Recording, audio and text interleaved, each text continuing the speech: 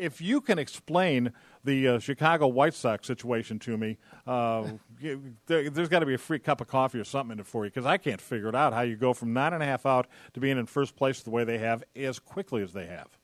Well, it's funny because just before the All-Star break, I heard people complaining about the Tigers starting to choke a little bit and giving up their lead in first place. They went 7-3 in their last 10 games before the break. Exactly. Unfortunately, the White Sox went 9-1. Yeah, exactly. Yeah. So you're not going to compete if somebody goes 9-1. I mean, that's just an unreal winning percentage, and now they've won their first game afterwards. But the Tigers are doing all right as well. We have to keep that in mind. It's going to be a very tough second half. Fortunately, the Tigers have gotten most of their West Coast out of the way, so now they're ready to go and stay a little bit more closer to home, and hopefully we'll do a little bit better that way. You know, Larry, they've gotten their West Coast out of the way, but I was looking at it last night, and the Tigers, this is going to be an interesting second half, if you ask me. Now, Detroit has a lot of games to play against those tough teams in the American League East, 4 games at New York, 7 games against Tampa Bay, 4 of those on the road, 8 games against the Toronto Blue Jays. They'll be in town next week, as a matter of fact, and 3 games at Boston. And we're hoping that Tim Wakefield's turn in the rotation comes up when Detroit goes to Boston, because I watched that Boston-Texas game last night before the Twins game came on. Wakefield gave up 6 runs on the first 7 hitters he faced at Fenway Park last night. Well, the unfortunate thing is that he's a veteran guy, and he won't let that get to him. And if that knuckleball comes back, but his ERA is one of the great mysteries of life. Yeah, but at ERA right now, he's 3-7, and the ERA is around 7. So.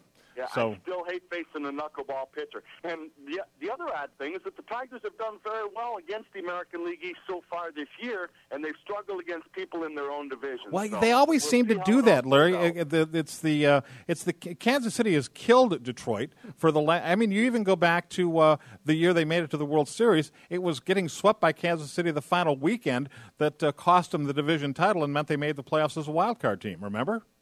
Yes, I do. Yeah. Remember all too well, as a matter of fact. Exactly. But like I said, so far this year, the Tigers have been very competitive against the East. We will see what happens. I think that they've got a good feeling about the club. I think that they still are looking for a starting pitcher. Probably would like to get a left-hander if they possibly could. Somebody with a veteran with some experience. They'd also like to get a veteran to help out in the bullpen a little bit, but you know that those kinds of pitchers just don't grow on trees. Well, and we both know it's all going to come down to this, Lary Sorensen. The Tigers have 14 games left this year against first-place Chicago, 8 of those games at Comerica Park, where the Tigers have the best home record in baseball, I think. I'm like 90% sure they have the best home record in the bigs right now. Something like it's ridiculous, 31-12, something on that order. I think 32-13 or something like that. Exactly, yeah. Something crazy. Yeah. And that's great for Detroit fans because they come out and they support that ball club, and the players know that. The players appreciate that. And trust me, it does make a difference for you folks out there that are wondering whether or not you should go down there.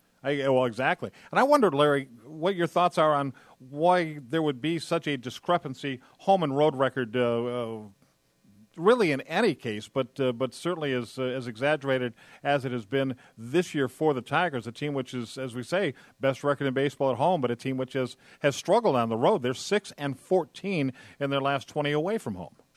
Rich, I think a part of it is what we discussed a little bit earlier. They've been out to the West Coast, 3 or 4 times already this That's year. right. And that is a very, very difficult road trip. I don't know if people can really appreciate how tough it is. Guys go out there. A lot of them are from there. So now all of a sudden it becomes a playoff-type atmosphere because you're trying to get 30, 40 tickets a night instead of just getting the 5 or 6 that you usually get. And so you've got that going on. You've got people that want to see you, want to have lunch, want to play golf, want to do all the different things that your friends want to do when you come home after you've been gone for a long time. So it's tough on the players from that perspective.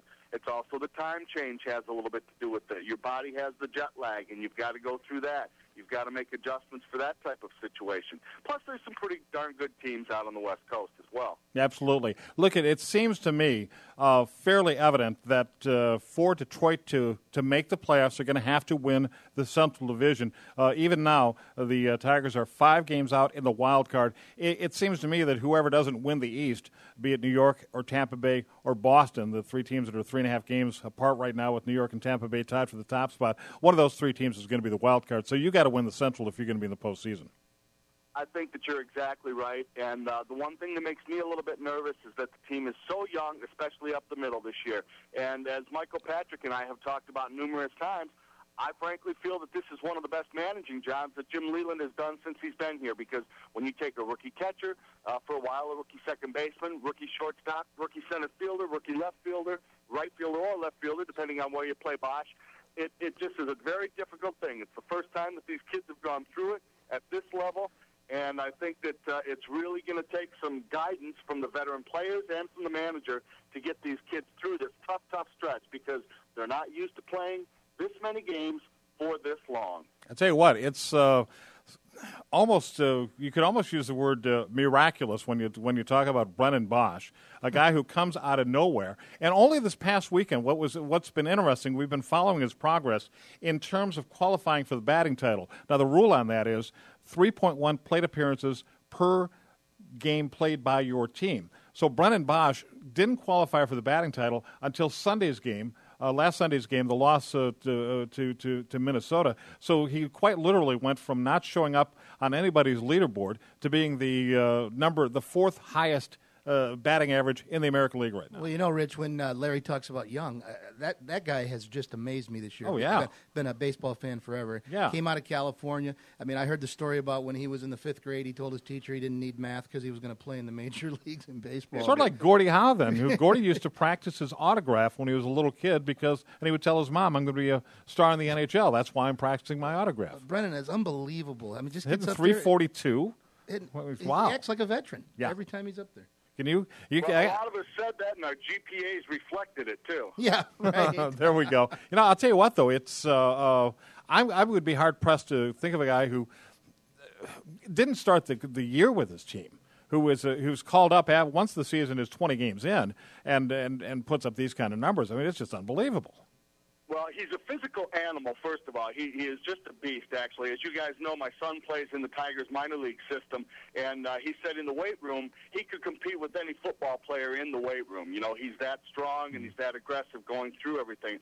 Oddly enough, the fellow that I work with here in Grand Rapids, Billy Peterson, was down in spring training, and he asked Mark, he said, off the radar, you know, guys that aren't in camp right now, who do you think is going to be the surprise this year? And Mark immediately said Brennan Bosch. He's a guy that's going to come out of nowhere, and he's going to have a great year. Well, he certainly has. So you've got him, and imagine at the beginning of the year, everybody was worried about Austin Jackson, who himself was hitting in the mid 340s until actually it turns out that Trevor Thompson and I put the hex on him. We really did, inadvertently. Not first for you, by the way. I know, but it was 3 weeks or a month ago, the last game of the series against Cleveland, the day game, where the Tigers beat them 11-5, and Austin came up. He was 4 for 4, and Trevor Thompson asked me to look up in the Tiger media guide the last time a Tiger had 5 hits in a game.